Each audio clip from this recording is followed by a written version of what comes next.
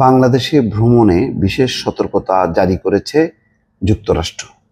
এটা একটা সিগন্যাল, নিঃসন্দেহে বলা যায়। বর্তমান পরিস্থিতিতে আইন শৃঙ্খলা পরিস্থিতি এবং নারী নির্যাতন, শিশু ধর্ষণ নানা প্রেক্ষিতে এবং যেখানে মব সংস্কৃতি চালু হয়েছে ব্যাপক হারে, প্রায় প্রতিদিনই ঘটনা ঘটছে, সেখানে এই ধরনের সতর্কতা জারি স্বাভাবিক। গণমাধ্যমে যখন কি খবরগুলো আসে, তখন এটা কোনো দেশই, যে সব দেশে এক ধরনের শাসন ব্যবস্থা আছে, তারা সন্ত্রস্ত হয়। তো মার্কিন যুক্তরাষ্ট্র নিশ্চয়ই এই ঘটনাগুলো পরিস্থিতি অবলোকন করেছে বাংলাদেশের, এবং সেই প্রেক্ষিতে এই ধরনের একটা সতর্কতা জারি করেছে। কি বলা হচ্ছে, বাংলাদেশে সফরের ক্ষেত্রে নিজেদের নাগরিকদের উপর সতর্কতা জারি করেছে যুক্তরাষ্ট্রের পররাষ্ট্র দপ্তর।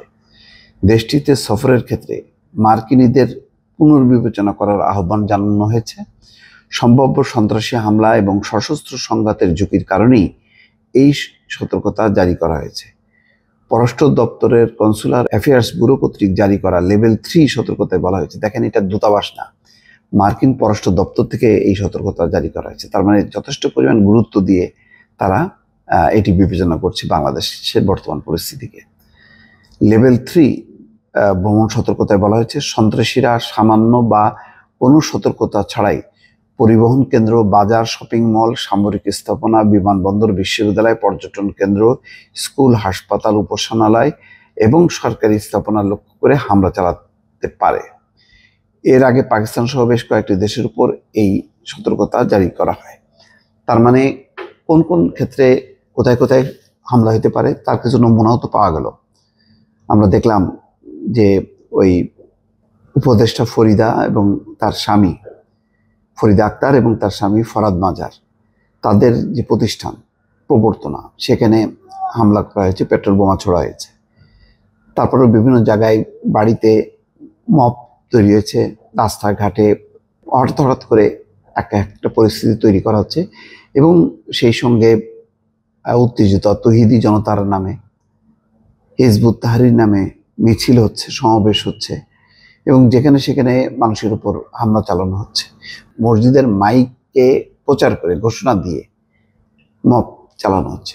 তো এইসব পরিস্থিতি এত বেশি ঘটনা ঘটছে এবং গণমাধ্যমে আসছে, যার প্রেক্ষিতে যুক্তরাষ্ট্র উদ্বিগ্ন হয়েছে, এবং উৎকণ্ঠার প্রেক্ষিতেই তারা তাদের নাগরিকদের ব্যাপারে একটা সতর্কতা জারি করেছে যে আপাতত এই পরিস্থিতিতে বাংলাদেশে যাতে তারা ভ্রমণ করতে না যায়। দর্শক, এটাও একটা বাংলাদেশের জন্য বার্তা, অর্থাৎ দ্রুত আইন শৃঙ্খলা পরিস্থিতির উন্নতি ঘটাতে হবে। এই ব্যাপারে কোনো সন্দেহ নেই, অ্যাক্টিভ হইতে হবে। আমি বারবার বলি যে পুলিশ, সেনাবাহিনী, যৌথ বাহিনী, তারা শুধু ওই রাস্তায় রাস্তায় টহল দেবে, চেকপোস্ট বসাবে, তা হবে না। অপরাধীদেরকে শনাক্ত করতে হবে, এবং তারা যদি বেআইনি অস্ত্র বহন করে তাহলে স্পট অপারেশন খুবই জরুরি।